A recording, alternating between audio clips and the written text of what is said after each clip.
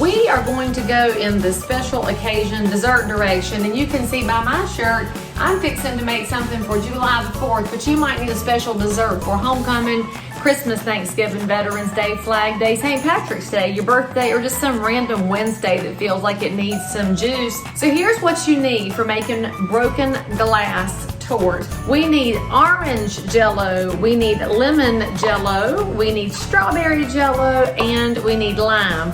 Your main goal though with 4 jellos is you need 4 different colors. By the way, if you want to use an off-brand, that's fine too. You know, no judgment here, but some things you gotta go with the name brand on, like Dixie Crystals, like Jello, like toilet paper, friends. You do not buy off-brand toilet paper. For those of y'all that are visual, here are your 4 colors. Remember, 1.5 cups of hot in each one, and now they're headed for the fridge.